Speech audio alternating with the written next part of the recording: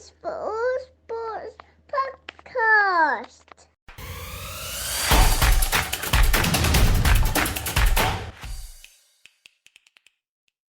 I think it beeped, but I coughed at the same time.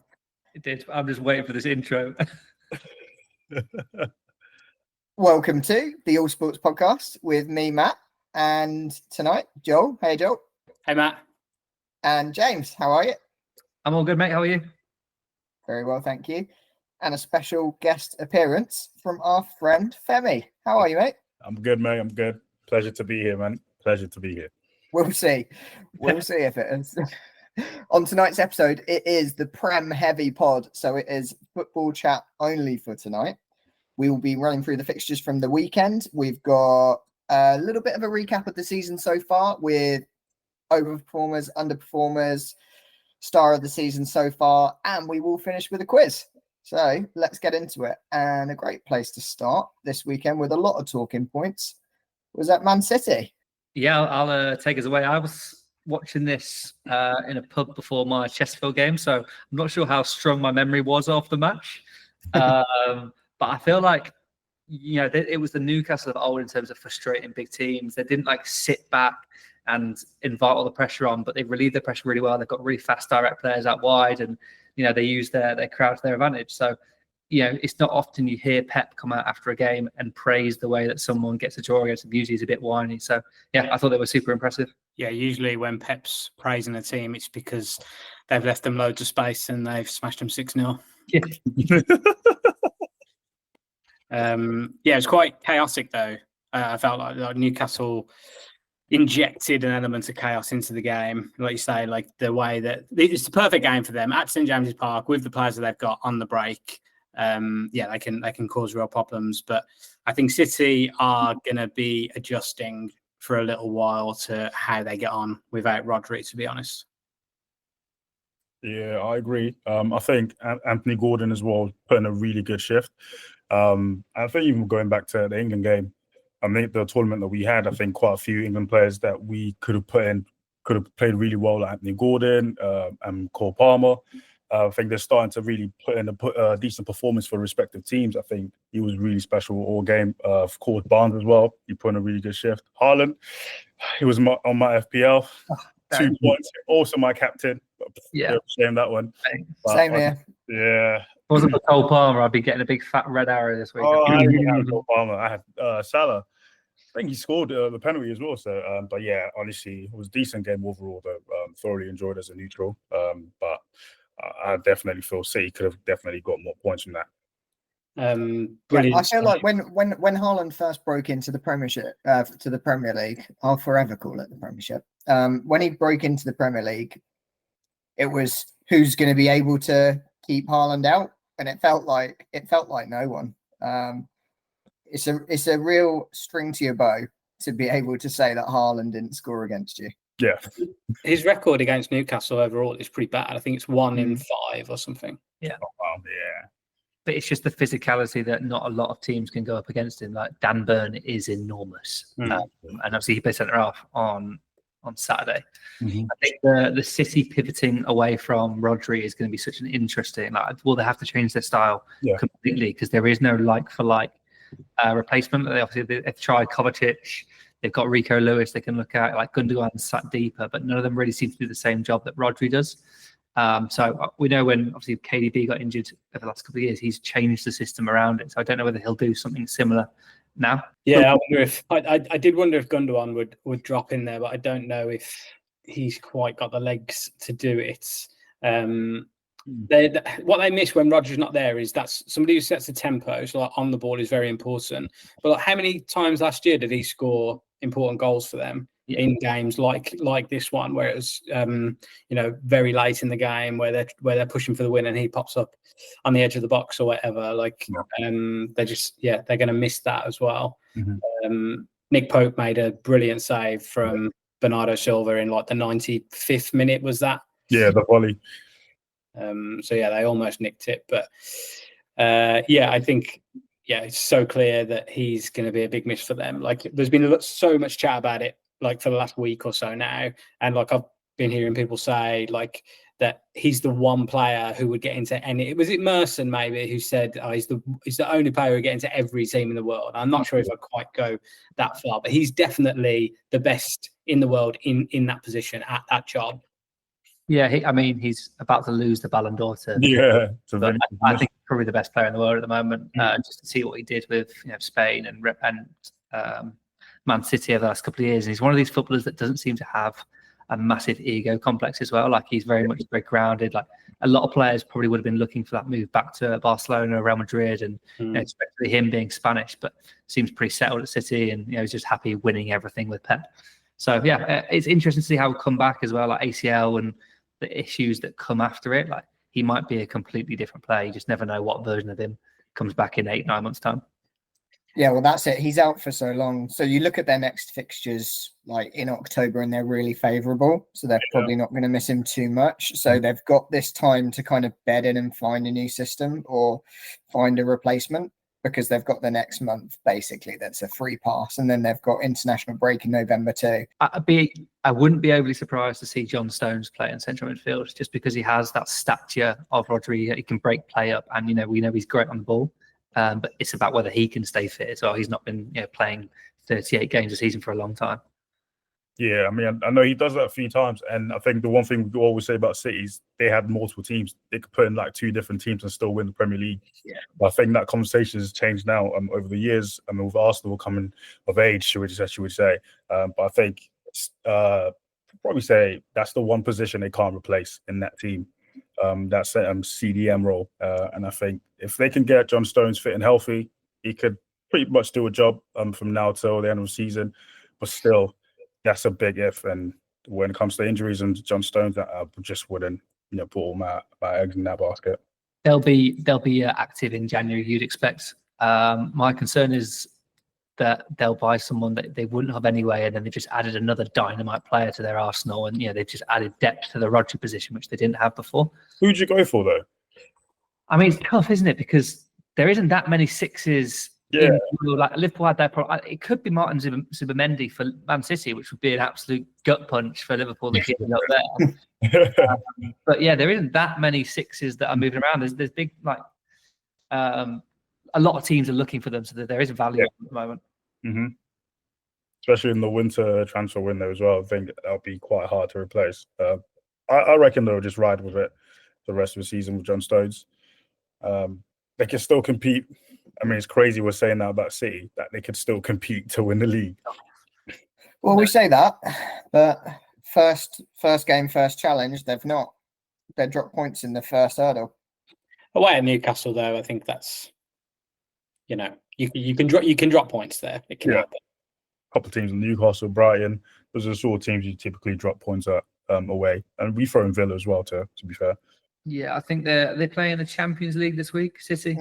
Slovan Bratislava. Yeah, they won't have to put a big team out, but he'll be wanting to get someone in that position for the following weekend. So it'll be interesting to see who he puts in for that. I wasn't 100% whether they would go into the market in January, because they haven't really done that for a few years. But yeah, when you're looking long term at something like this, it's that run between February and May where they usually win the league, isn't it? And if they can, at the moment, that would be hard to do, managing the Champions League and the loss of Rodri. So if they could, I think they would if there was a chance to get a big name, but I have no idea who that would be. They don't tend to go into the market to replace a player if they think they've got someone ready-made. Like they didn't do it when Bruyne was there, because they had Foden, obviously, was unbelievable. And they had players coming through. Oscar Bob was doing a lot of time, but there doesn't seem to be a player ready to step in. So, they haven't spent money that they usually do in terms of like transfer value. Like they sold Alvarez for nearly £80 million, so they have the FFP allowance to go and really spend on it. That's never a problem for City, is it? They're always selling £100 million worth of talents every year. So they'll if they want to, if there's a player, they'll just like just add to their arsenal with another £100 million player. You know how crazy that is, to be able to sell a player for over 100 mil and you still got Haaland as your main striker. I mean, this is my point that I will bring up later, but City make players better. They bring players in and they're playing a system. They look successful, so they're able to flip them and make money. Yeah. Say by players, they don't quite perform to their levels, then they have to sell them for way less than they paid for, which is just nowhere near as operationally viable than unfortunately City are making it look. All right, so another team that looked like they were going to drop 2 points at the weekend heading into extra time was Arsenal against Leicester. Who caught the game? Or just on match of the day? Yeah. So I was listening on the radio on Saturday afternoon, so I went old school.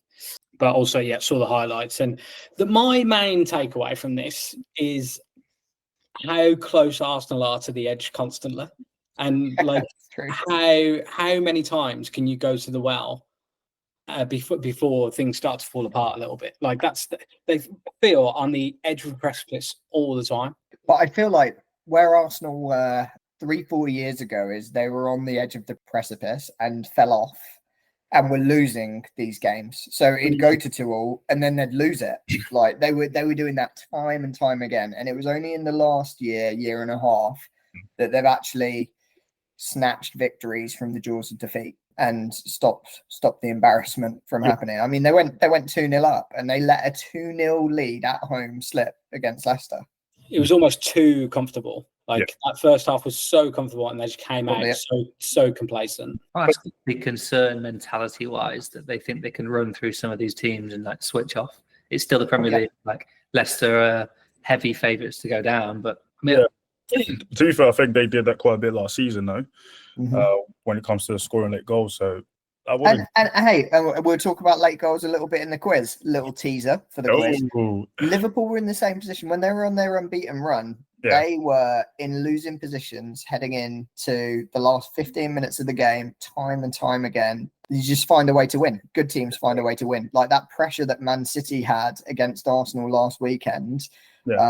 They just kept on going, and they had the players to bring on too. You've got to have the squad depth to be able to bring these attacking threats on and another attacking threat on that does something different. Like you said, Femi, Anthony Gordon, Cole Palmer, Man City brought on Grealish and he made a massive impact. Like they're the sort of team that they're the sort of players that these teams have, and they're the reason why they are able to scrape these wins or get a result. I would say Arsenal definitely have the feeling of like a siege mentality around them now. They're very much us against the world. Like there's been a lot made about Raya, like the dirty dark arts of last week, and it definitely feels like that's what you need though to win a title in the current era. Like Liverpool had it with Klopp under the year that they won. Obviously, Man City have notoriously been the villains for 10 years. So that siege mentality is definitely needed. Like you can't really be likable if you're going to be consistent winners. What's crazy is that they already knew the Man City result. They already knew that they had those additional 2 points to go after, having dropped them against Brighton, being able to already make up that deficit. You don't know when Man City are going to drop points again in the league, so you have to capitalise. And that was what was so frustrating, is to see a 2-goal lead slip. Having seen the Man City fixture earlier in the day, that was what was very stressful as an Arsenal fan. I think it makes it really exciting as well, the Premier League, because I mean, I don't know if you guys heard Pep the other day when he was like, "If you want a war, we'll give you a war." I mean, you could tell he was rattled by that as well. But then did you hear Arteta? I love Pep. I just love him. I love him so much. He's like, they're twisting my word. And, How many times do you think he called him on Saturday night and Pep's just staring at the phone? We're still mates. We're still mates, right? Still mates, of course. Absolutely. I mean, it makes it exciting, man. Obviously, from a neutral standpoint, this is what you want the league to be, man. You want it to be exciting. You want. I know you say that, but it's not. It's not a neutral standpoint. It does. Man, we're watching all the rivals win on Saturday, and then Sunday comes, and then United do what they did, man. It's. I just feel like, I don't know if you've seen that meme of for Patrick and SpongeBob where he's staring outside the window. Everyone's having fun and we're just out in the corner just. In terms of Leicester, I think they are going to be very short up top to stay up. Like what they're winless, aren't they? 3 draws, 3 defeats. Yeah, I don't know what you mean, mate. Well, you're not expecting James Justin to score sidewinder volleys every week. No, that's going to be up there for the end of the season because that is a goal. Yeah, I was like, whoa, where's that come from? I mean, it looks like like the way that he shapes up for it. he literally looks like he's hitting it so far wide. It's like you can't score from that position. Do you remember Obviously, Pavard scored a similar goal for? yeah, very similar. Like In the World not Cup. as exaggerated. No. I feel like I think he started 5 feet outside of the far post and just Yeah. gone, yeah, I'll creep in there. Why not? like I know he's scored because I've listened to it on the radio, and still on Match of the Day, I'm like, this can't be it. This is As he hits it, it's like this can't be it. oh, there's chances. Yeah. Yeah, But yeah, what they're playing. They got IU up top. Jordan Ayew. Yeah, Jordan Ayew in he came off the bench, I think. Jordan Ayew in 2024 is crazy. That's a problem, isn't it? IU and did they sign Edson Edward in the end from Palace? He go? Yeah, from Palace. Yeah. I feel like those two, they've always got like one really good game in them, and it's usually against the top 6 side. Oh, It's- yeah. It's consistency, isn't it? Those players just don't have the consistency to keep you up, and you wouldn't expect that for teams in and around that level. But yeah, I don't think I agree. I don't think they're going to quite have enough. I mean, when Jamie Vardy is refusing to come off, Good luck with that. Yeah. They're one of 5 teams without a win. So fortunately, it's not just them. yeah, it's going to be a dogfight. I think. Absolute dogfight down there. But there's a couple of underachievers down there that could easily spark up and you just leave your 3 promoted teams absolutely pinned to the bottom. I just want to make one last point on Arsenal, and that's that they turned to this Wanyeri off the bench, and he like first 5 minutes he made quite a big impact, and he's what 17. I think? Outrageous though. Yeah, did you see him in the in the week against Bolton as well? Yeah. I didn't. I heard about it, but no. Really good performance. He is one of these fearless kids as well. It doesn't matter how old he is. He's just like, I'm going to go past you. It doesn't matter if you're 10 years older. Yeah, he is a right prospect. Might get United to come snap him up. Same way we did. Gone are those days. Gone are those days of Arsenal players we jumping took- ship to Man City, Chelsea, and We took United. top prospect. Fortunately, we've got cash in the bank now. When we had the stadium build and we had so much debt, we just couldn't afford to keep hold of players. But now there's cash in the bank at Arsenal, and Arsenal playing. It's not happening, fortunately. He's got a horrible record of bringing through youth. That's the thing that stunts some players at Arsenal. Yeah. Players as good as what are coming through now. They're like, if they're not getting in the team, they'll get another Premier League team. So they'll just leave. So yeah, they've got to handle him pretty carefully because he plays on the same side as Saka, doesn't he? So can he play anywhere else? It's probably Play in the middle, through the middle or on the right. Young enough to develop into other positions too. They'll be doing some work on him. But yeah, final point. Shock horror, he scored another corner. And how did you feel about Arsenal's conduct with the corner, James? They actually weren't as bad. I wonder if that was intentional because there's Yeah. so much chat about it. So much about it. But they did score from a corner, but there was no one on the keeper for the winner. It was just a back post heave, really. But yeah, it's not good, but not a bad point that it was so much in the press where they're going, don't want to do this too much because they're going to pull us up on it soon.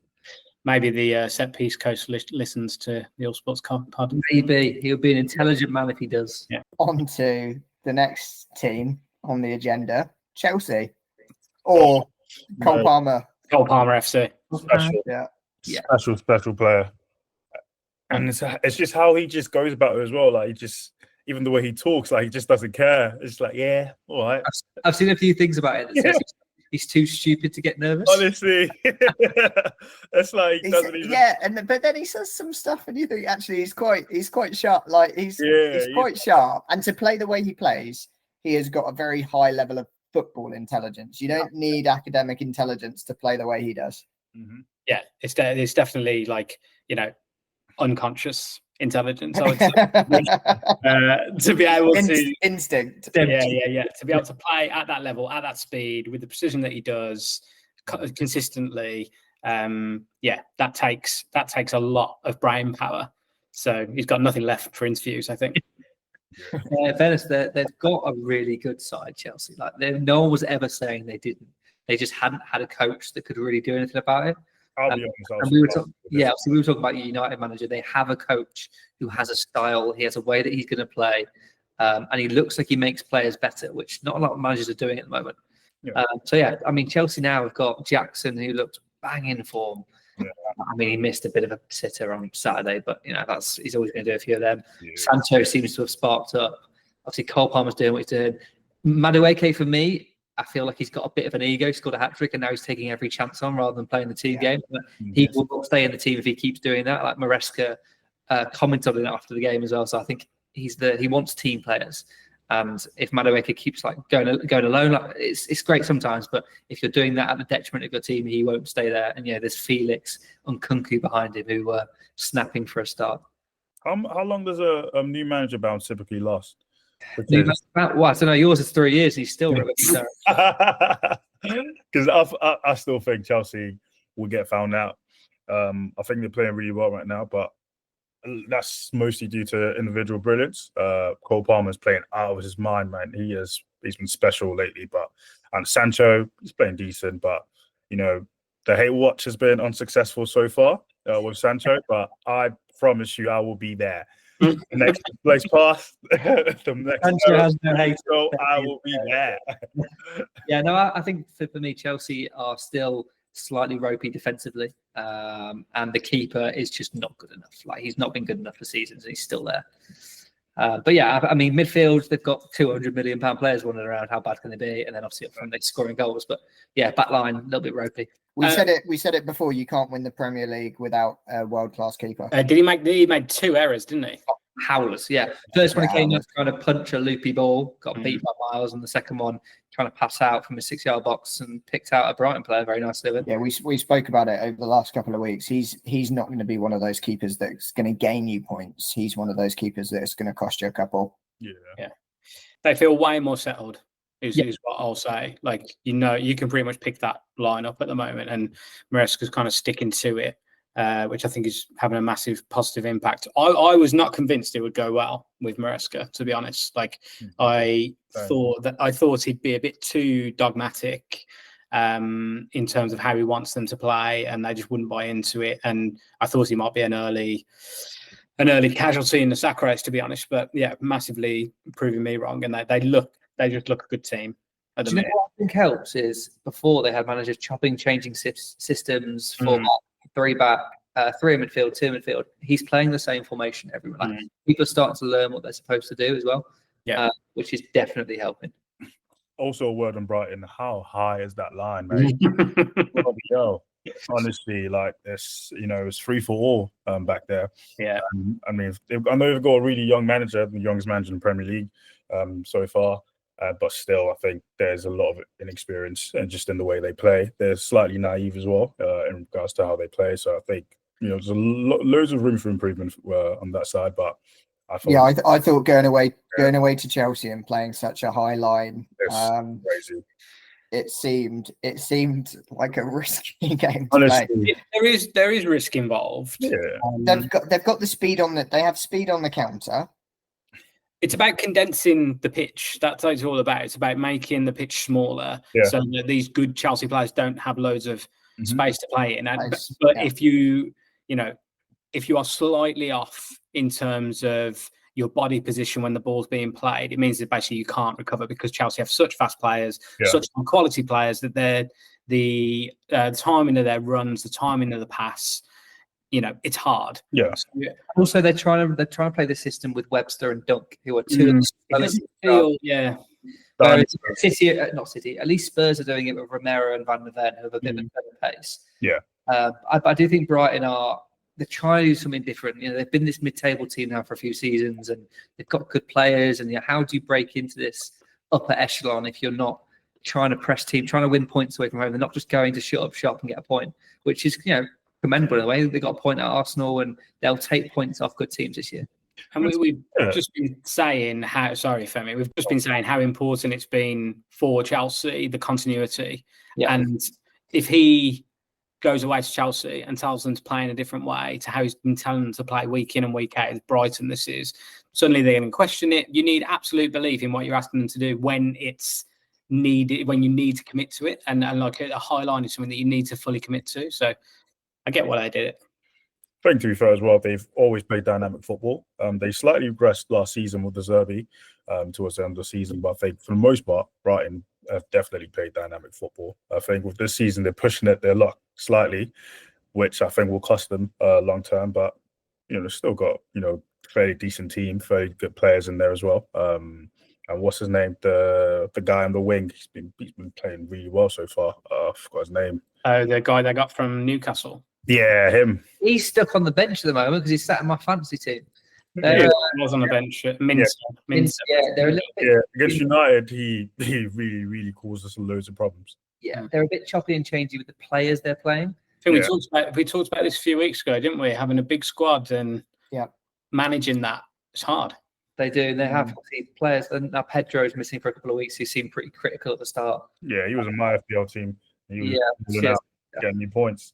Losing this game. But yeah, I still think they'll be fine. They could definitely chase one of those late European places. Just got to see how this high press, high system box works out for them long term. You reckon they'll regret not going for Kieran McKenna? No, I don't think so. I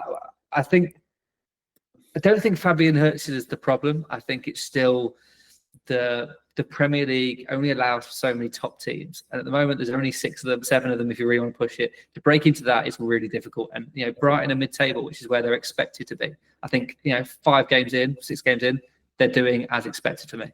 Our host has tuned out. I think we're going with that one, mate. Yeah. I just checking a statistic for the quiz. Okay. Like a claim you didn't realise was right or wrong. Well, no, because this game is having an impact on it.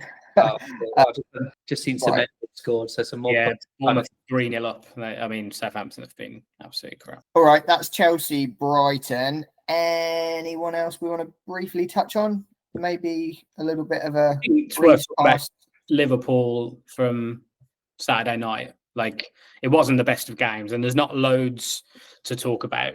But Liverpool were well off it, I thought, and Wolves did not even look like capitalising at any points. Like, you still trying to play out from the back when you are trailing the game, which makes no sense whatsoever.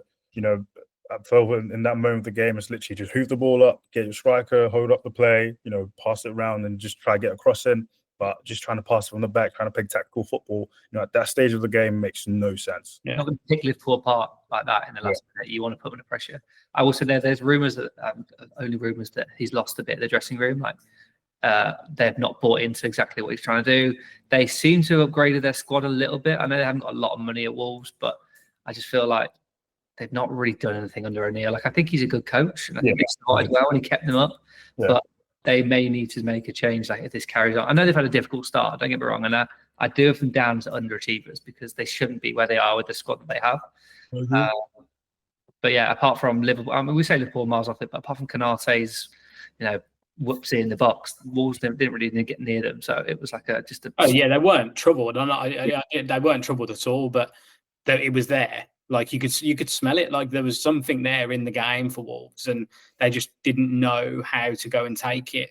And you could see, I think you're right about maybe that O'Neill's lost a bit of the dressing room, or they're not fully buying into what he's asking them to do, because he's clearly insisting that they play out from the back.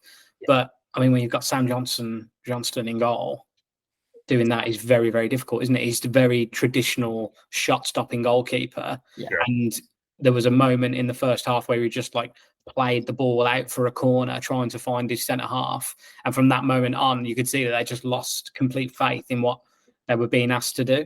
And I think that snowballs, and it might be the start of the end, really. Well, he's been touted for the last 2 weeks. Obviously, he's been touted as second favourite to be the first manager to go.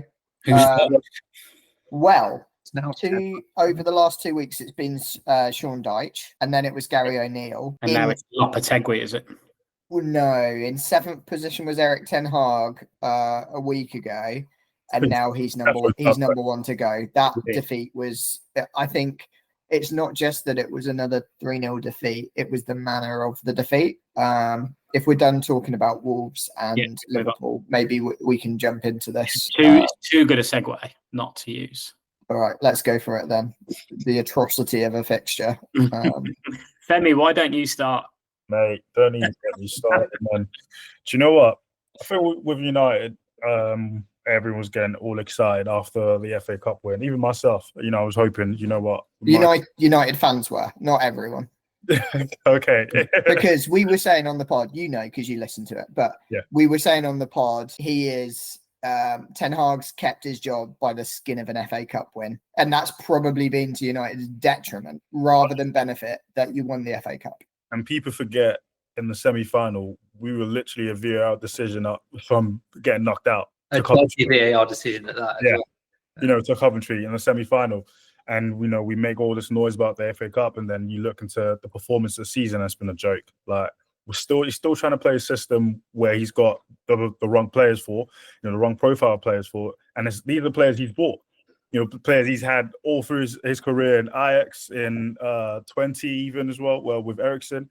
And, you start to wonder, like, what's going on back there. I don't think they respect the manager. I don't think they buy into the football he's trying to play. And we say that 3 years into his tenure as a coach. But even Bruno, first of all, it wasn't a red card, if we're being honest with ourselves. But just the performance, even with 11 men, who knows? With 12 men, we probably still would have lost that game with how poor we were. I think we were trying to play out from the back. Rashford was all over the place. We say he's a different player, after scoring against a League One team. And then, two games later, we're talking about the same thing. Oh, he doesn't look happy. Or maybe the truth is he's just not good enough. He's just not that guy.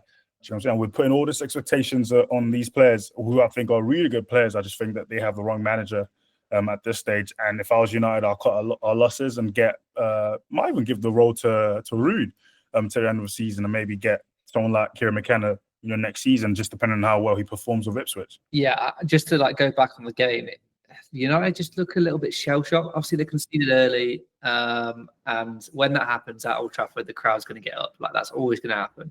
So the early goal was probably the worst thing that could have happened to them. And then once the crowd got up, they just didn't know what to do. Even Aguate was meant to come in and be the holder. Looked like he was stuck in the mud. Everything looked like 5 minutes to turn. No one really wanted to take the ball. No one wanted to progress it. And the cherry on the cake was losing Bruno at half time. At that point, I think everyone realised this game is sort of done. I do think that 11v11, I still would have had Spurs to beat you. Sure. At the moment, there's no system, there's no point of press, there's no pattern of play to how United play. Yeah. And it's just a bit like, we're going to rely on some individual brilliance to get us a goal. This whatever it is, I can't see where the goals are coming from at the moment. We said it though, didn't we, the other week when Casemiro was the scapegoat? I can't remember who they played then, but Liverpool. In the Liverpool game, yeah. And we said you can bring another player in there, but they're not gonna look good either. And like you said, Ugarte looks stuck in the mud. Clearly he's a high level player. He's been at elite clubs. Serious system issue going on. There's just so much space. I can't believe how much space there is when you play against United. It's crazy. Where you got the centre back running, the whole full length of the pitch in a straight line, just in a straight line. Oh my goodness! I also really reject this, and Erik ten Hag has said this a few times. Very early on, these aren't my players. I didn't put this together. This doesn't fit my system. Look at some of the other coaches that have come in, honestly, who can put their system in place. Not always super, amazingly, but we talk about the Brighton team. They've put a new system in with their line, with their box, with the same players. Arne Slot's come in, arguing about whether they play the same kind of football as Klopp, but he's putting his system very quickly. You can see patterns of play, press points, who's their focal points. You can't see that with United. It changes every week. I would say, sorry, Joe. I would say it's a worry when a manager starts giving excuses just before the season starts. Through preseason, he started with the excuses, and I just started to get worried because I've seen the same script with Mourinho. Giving excuses even before the season starts, and then the season goes exactly what you'd imagine. With the feeds, with people throwing blames at one another, and with fans moaning during the games with every pass. It becomes a toxic atmosphere even for the players. Confidence is low. People making all sorts of complaints, and when you play for a team like United, you lose one game, and then the press literally gets onto you. So it's it's a tough place to be right now, and I wouldn't want to be in that dressing room, mate.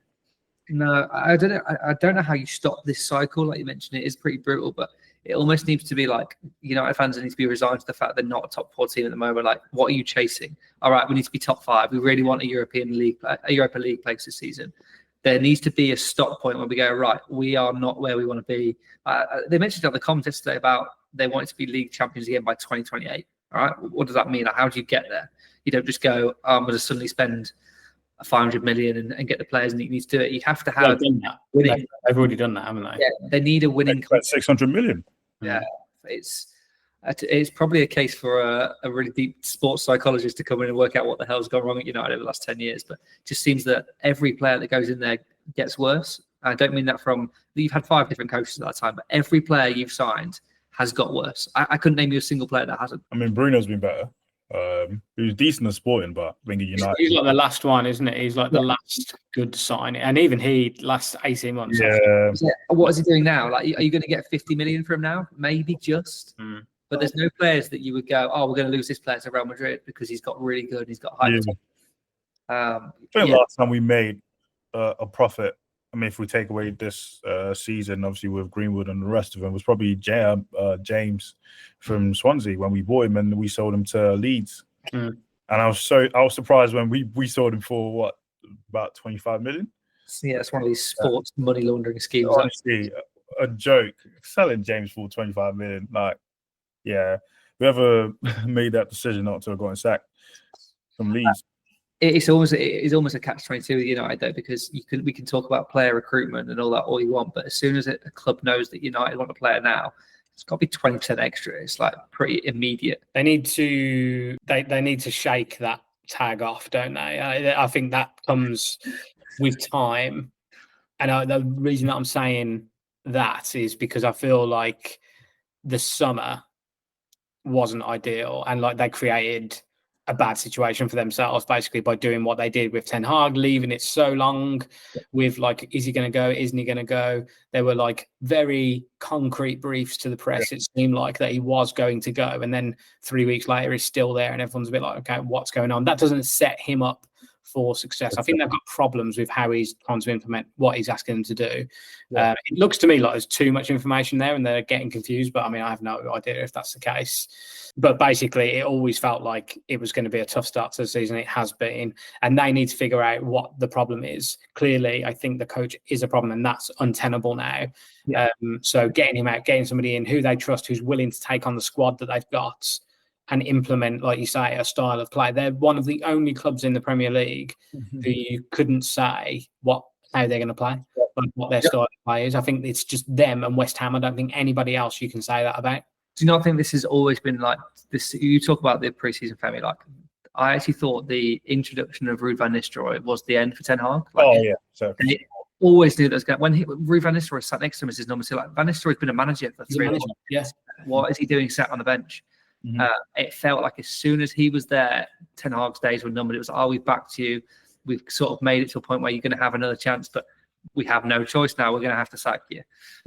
I also think Neville made this point a few weeks ago that maybe wasn't a manager out there that they really wanted, that they could have got out. Like they want a top coach, and no top coach wants to go to United at the moment. So what do? Hire a coach that's second rate to what they thought they already had. Well, that's why they've ended up keeping Ten Hag and Ruud on the bench, because they don't trust either of them to do the job. No, absolutely not. So yeah, they are in a right tricky stand. As a United fan, what's your ideal next 6 months? I think next 6 months, in regards to Ten Hag, he definitely has to go. Like, based off that performance, there's no coming back from that. You know, I was saying to Matt the other day, even literally, I think you in the office as well, James. I said it's Tottenham boys. Literally, and I was just saying, Fergie used to say, you know, lads, it's Tottenham. And now, you know, the rest of the Premier League probably saying, lads, it's United. How did you guys? Yeah. Honestly, and they probably even saying it worse, lads, it's Old Trafford coming. Like, yeah, you know, we've lost that fear factor. I mean, we lost that a while ago, to be fair. But this season now is just a completely different team in regards to where we play. No confidence, just, you know, I think we're sort of winging it right now and hoping, you know, a player comes up with something special. And now even the players we would typically lean on to come up with something special are underperforming. So, yeah, it's not a great time to now to be a United fan, but, you know, we keep the faith. I actually think your squad's there. I just think if you get the right coach in, it can go on pretty quickly. So every 19 of the Premier League clubs are hoping that Ten Hag sticks around, I imagine. So we'll continue on the theme of United with our first quiz question. We'll jump straight into the quiz now. So United have lost by, this isn't all going to be negative United questions, don't worry, Femi. You don't have to brace yourself. You don't have to look so nervous. Oh, mate. United have lost by 3 or more goals post-Fergie than they did with Fergie. They played 424 games since Fergie. They played 1,035 with Fergie. How many times have they lost by more than 3 or more goals in the 424 games? Write it down. It was an infographic on Sky Sports after the game. Yeah, but that Was it? That was for Ten Hag, though. Yeah, so he's asking, isn't he? No, he says Interesting. No, everyone post Fergie. could you imagine if Ten Hag is manager of United for 424 games? They'll be fighting out with Chesterfield in League Two. All right, on to whoa, what are you bringing Chesterfield into this? On to question 2. Which 3 players, and only 3 players in the Premier League this season, have a minute per goal ratio of under 90 minutes, having featured in all 6 games? You want to know the 3 players? I'd love to. Any all right, I know one of them. I know 2. I know one of them for sure. You know 2? 17 players. 17 players with better goal per game ratio than 90. No, I'm moving on to another question. Oh, mate, you've given me 20 seconds to answer this. If you don't know I think 3, I've got all the name 3, of... so please move on. Yeah. So 17 players have 3 or more goals. How many play for Man City? Repeat that question. Not that kind of quiz, Femi. You're rewarded for good listening, but I will repeat it on this occasion. 17 players in the Premier League have 3 or more goals. How many of them play for Man City? How many out of the 17? How many are there? 17, mate. He's just said it. Next. Starting this Premier League season, 6 sides have never been relegated from the Prem. For 6 points, name those 6 teams. Never been relegated from the Prem or the top division. Well, I said Prem, so it's Prem. It used to be Aston Villa too, but Well, okay, well it can't be.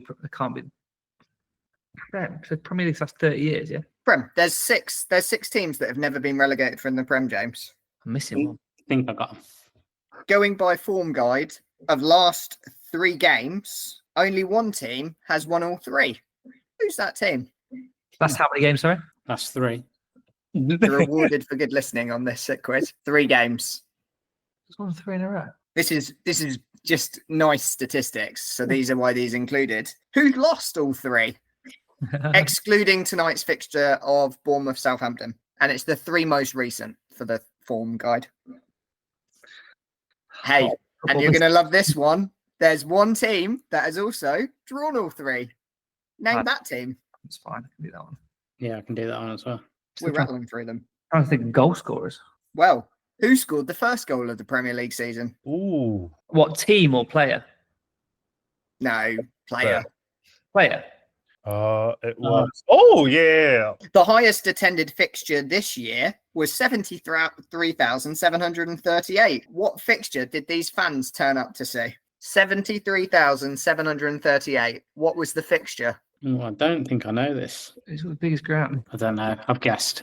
I'm not very well. I think I'm doing poor. What side had the lowest average attendance so far this year at 11,198? Next. I mean, again, it's not that podcast quiz, Joel, where you're in control of when and what is next. Or even if there is a next. What percentage of foreign players play in the English Premier League this season? And I'm looking for a percent. You want to know the percentage? I'll give you within 5%. Okay. 20, 200, 200. What? I'm trying to average maths here. How many players play? Some critical thinking being used. Joe. Let's try it once. 25 times 20, are you doing? With goals scored in extra time only, who would be top of the Premier League table? Extra time of the full 90. Did anyone else see that stat about goals after 85 minutes yesterday? No. Probably to your benefit, James.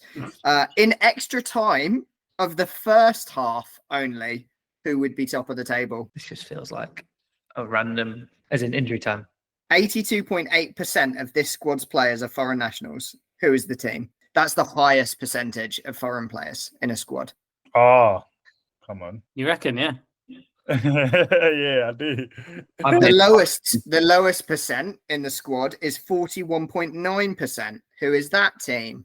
I'll be a promoted team, isn't it? Yeah. Name the football team that has 22 players with international caps. Well, it's one team in the Premier League. I'll give you that clue. 22 players. So that includes the goalkeeper, obviously. 2 goalkeepers. I mean, it could be 5 goalkeepers. How are we doing? Do you want me to revisit any of the questions? Just go for it. I thought it wasn't that kind of pod. Sorry. Not that kind of quiz. It's See, he didn't listen. He didn't listen, did he? All right. United have lost by 3 or more goals in how many games? Are you going to give this within 1? Because this feels like a very rogue question to get them in. I mean, for me, it was a complete guess, and I've gone 12. I've gone 16. I've gone, wait, are we talking whole? I've gone. I mean, the you heard question, the mate. questions. You You just heard heard the the questions several times. Give me the number that's written on your paper. All right. I say 25. Surely. Have you written a number on your paper? Because you're just looking at me. No, 25. It's 23. No one gets the point. No one gets the point. Oh, you joking? I feel like Femi should get the point for being closest. Yeah. 25. Well, that's not how this quiz works, James. Oh, mate. Well, the power has gone to the quizmaster's head. Yeah. This is why I like being the quizmaster. Which 3 players have a minute per goal ratio of under 90 minutes? I know 2 of them. So Go on. John Duran. Yeah. Haaland. Yeah. I've gone Palmer. Diaz. I went Palmer. I said I went Palmer as well. If you said Haaland, you have 1 point. Yes, I did. If you said Palmer, you have 1 point. Fuck.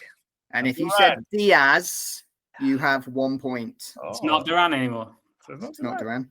Oh, all right. We're all the same then. Yeah. 17 players have 3 or more goals. How many are Man City's? 1. 1. Yeah, boys. Yes, lads. I was going through my head. I was like, who scored a goal for City?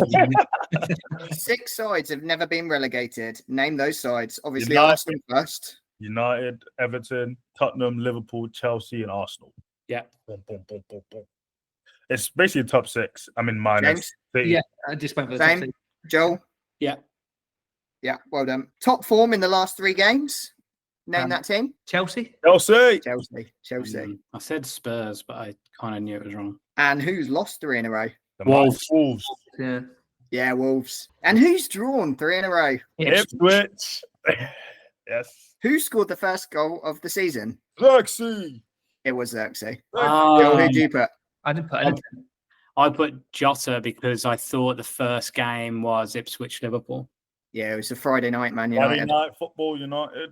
Xerxes comes on. Scores. Well, okay. Well, it's come crashing down since then. With 73,738 fans attending, I say fans, attending this fixture, what was the game? Is it United Liverpool?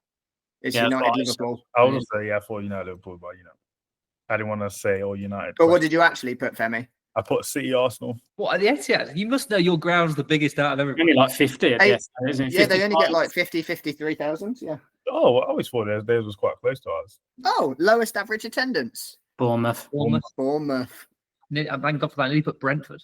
I nearly put Ipswich. What percentage of foreign nationals play in English Premiership? Within 5%. I put 84. I put 70. I put 77. Why are you Why are you guessing? like you're not looking at paper when you're saying that? No, but I'm saying it like I'm not sure that's the right answer, isn't it? Joel takes the point. It was 66.6%. Oh, I know it's nice. It's a nice ratio, isn't it? But we'll come back to that. It's a shame I didn't do them in order when I wrote them. Goals scored in extra time. Who would be top of the table? Tottenham. Arsenal. Arsenal. It's Man City. Mm. And then after 45 minutes, is it Arsenal? It is Arsenal. Oh. Yes, James. Fair play, James. What do you put, Femi? I put Tottenham. Yeah, wrong way around. Back to percent of foreign players. Who's got the most at 82.8%? Brighton. Brighton. Good guesses. Damn it. Chelsea, I said. Either Brighton or Fulham. It's Wolverhampton Wanderers Football Is it Club. really? They're all Portuguese, aren't they? Yeah. Yeah. Yeah, at 41.9%. Name that club. Southampton. Ipswich. Ipswich. It's Newcastle. Oh. Ipswich got quite a lot of foreign players. I know. Crazy, isn't it? All right, finally, with the highest number of international caps in their side or squad, name that football club. I went rogue. Biggest squad, biggest caps, Chelsea. I want Liverpool. City. The answer is Liverpool. Wait, I think I misunderstood that question. Is it total cumulative caps, or is it the players with caps? Well, that was clearly not the question. Oh, I thought it was players with one cap. 22 players with international caps in this football team That was was right. the question, how I initially answered it. All right, And top your points up. Genius. Top your points up out of a total of 23. Oof, 14. 14 for me too. Oh, 14 as well. He's not prepared to Okay. Tiebreaker. Which Arsenal player, first to shout out, which Arsenal player is the top scorer for Arsenal so far this season in the Premier League alone? Havertz is the right answer. Femi, you're a newbie, so it doesn't count. But Yeah, you don't get anything, just to be clear. congratulations on the quiz win. Thank you very much. There you go. Debut Right. victory. Right. Can we kick off with overachievers? Because I've got a shout that may be a little bit rogue. Overachievers. Okay. From myself, I went for Fulham. And actually Nottingham Forest. I think beating Liverpool away. I mean, for Forest especially, that's been a really good result. I think they've won 2 games, drawn 1, and lost 3, which isn't great. But for them, like as the question says, overachievers. I mean, that's a team who most of us are expecting to get relegated this season as well. So I think, or would even struggle, should we say? But I think if overachieved. But Fulham, I mean, the top 7. Currently in the table, so they definitely have to throw them in there. And they played really, really good football. Emma Smith Rowe's been top quality all season, and I think we'll probably end up being a mid-table team for the rest of the season. But I think so far those would be my 2 top picks. Gonna throw a little. I think Fulham have been good, but I think you've got to sort of give them the benefit. They've had not quite a kind start. They've played Leicester. They've played Forest. They've played Ipswich as well. Yeah, Ipswich. And I think the test they came up against was United, and they lost. Yeah. So they've had a generous start of the season. I have Forest written down as well because I think they've had a difficult start to the season with the fixtures they've been given, and they've looked pretty strong defensively. So these are 2 teams that could have. Fulham Forest is like an even game. They're both that sort of level. Yeah. I think they're both teams that could go down with the wrong start, and they're both teams. Yeah, they'll be looking for mid-table finishes now for me. John, what's your overachiever?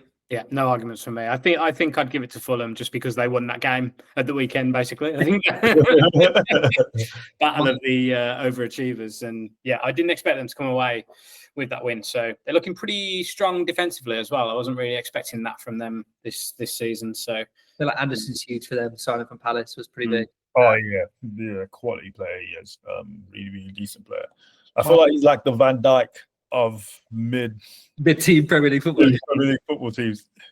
That makes sense. When I was thinking about this, I was like, overachievers for how I expected the season to start. Is I actually thought Liverpool. I didn't think they'd be winning as quickly as they have been. I thought there would be a little bit of a lag post-club, a bit of a hangover, but it doesn't seem like there's any of that around. That Forest game aside, I feel like they're looking as good as they were at least last year.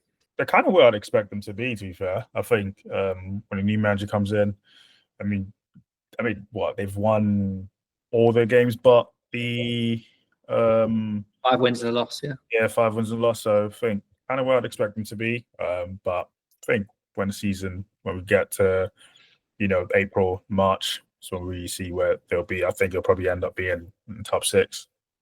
Are we still talking overachievers? Yeah, Liverpool. He's just saying Liverpool in general, I think Chelsea as well. That's a good shout. Especially for where they are, for where they've been. What were they, below mid-table last year? Did they sneak into the top half in the end? Yeah, they finished well, didn't they? Oh yeah, Conference League, of course, 8th. But definitely, they're 4th at the moment. Yeah, I think they've put some decent teams away as well. Yeah. The Brighton win was that's a big win. It makes you sit up and take notice, I think. Yeah. I'm excited to see like the big head-to-head games that will come. Obviously, like Liverpool haven't played anyone of note. Like City have still got to play some of the big teams. So this is when you'll see what teams are made of. Yeah. Underachievers, I think the biggest answer that isn't a relegation candidate is West Ham. can't really work out what's gone on there. Like they were having their will they won't they sack their manager for 6 months, and it felt like Lopetegui was always the guy they were going to hire. It happened so quickly. There was no rumours.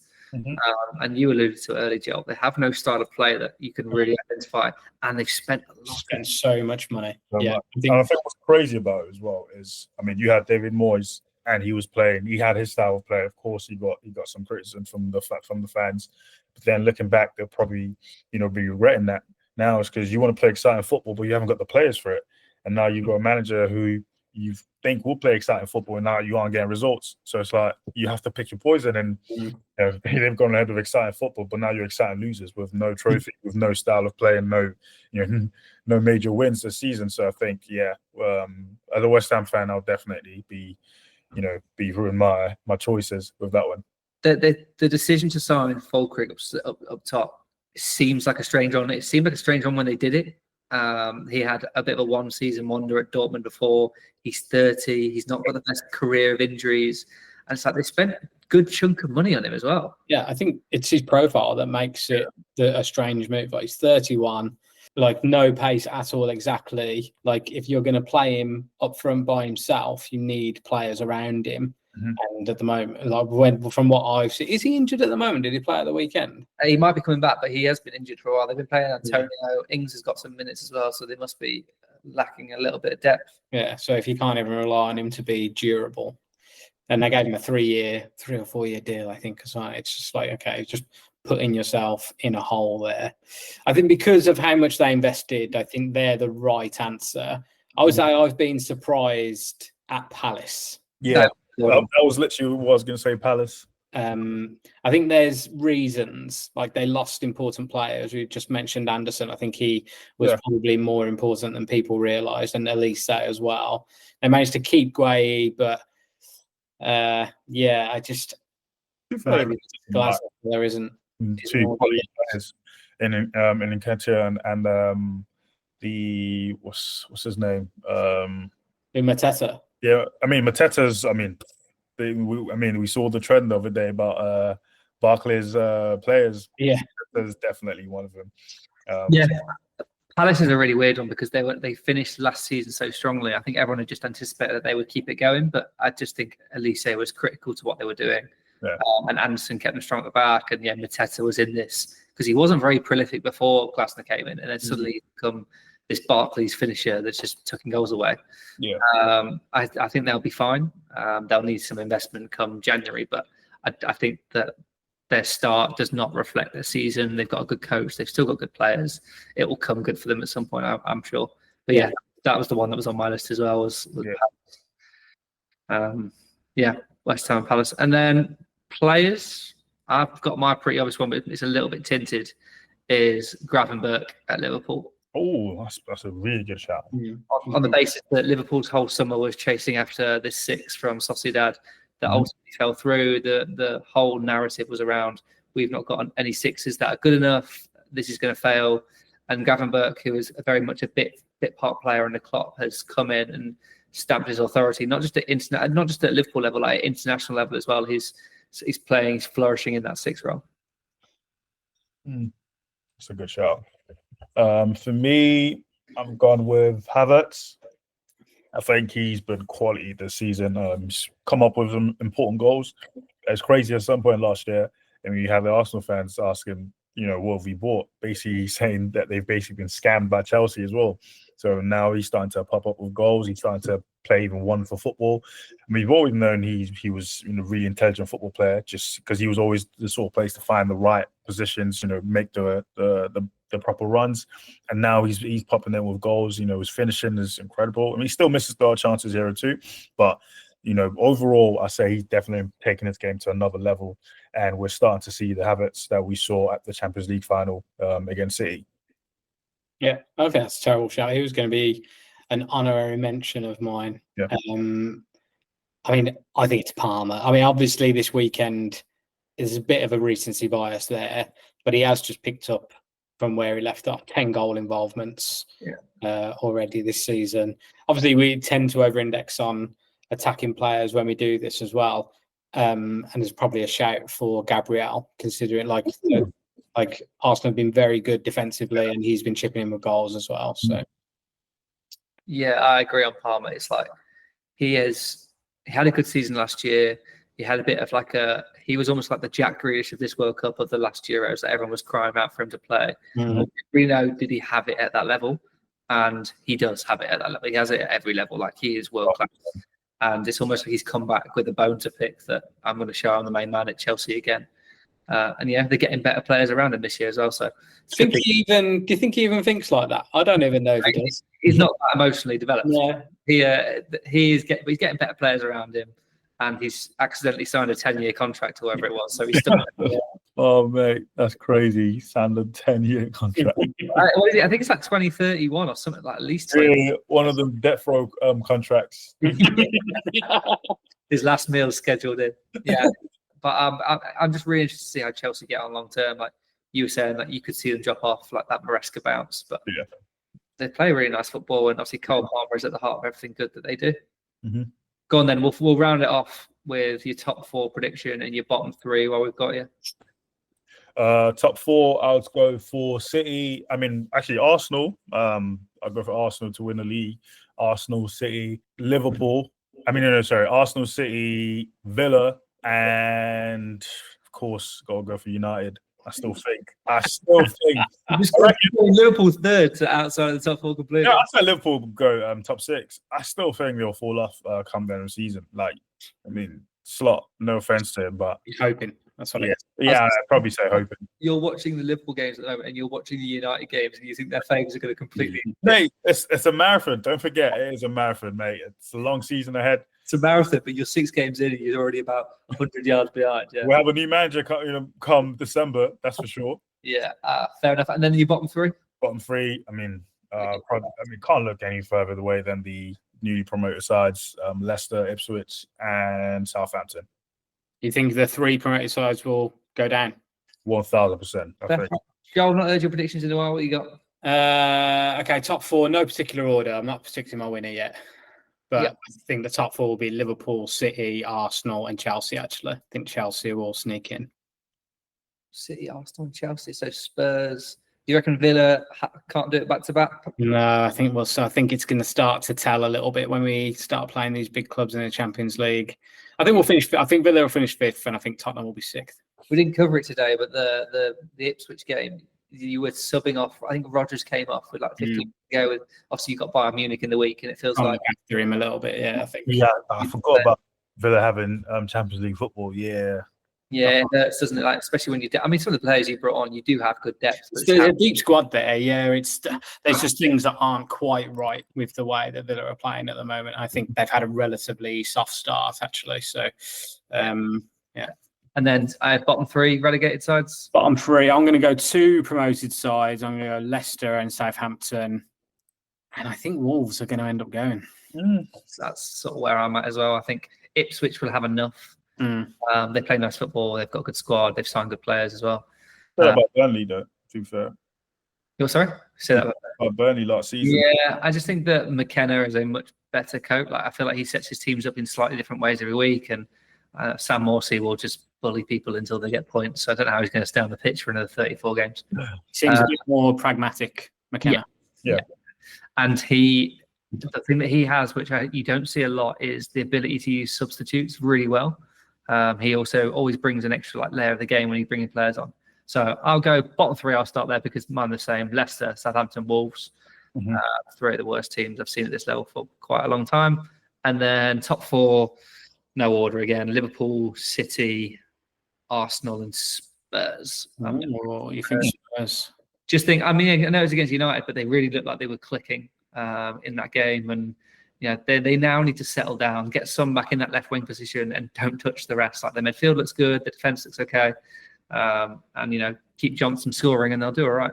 I think that midfield looks a bit gung ho. Personally, if he keeps Kulusevski in there and Maddison, it's my kind of midfield. They just need to get Sarr in a little bit more. He's probably the better of the defensive-minded players, and Bassoon would usually play as well, wouldn't he? Yesterday felt more about United than it did about Spurs for me. Yeah. Time will tell with that. Yeah, I think Spurs will do what Spurs typically do: play really good football, exciting football, and then fall off at the end. Right, awesome. We'll see how we pan out. I will do Matt's position of signing off. If you have any questions, send them to email. I don't know what it is, but I'll get Matt to insert this at the top. It was a pleasure on our Premier League deep dive. Thanks, Joel. Thanks, Femi. Cheers, James. Cheers, Femi. Cheers, lads. Enjoyed it.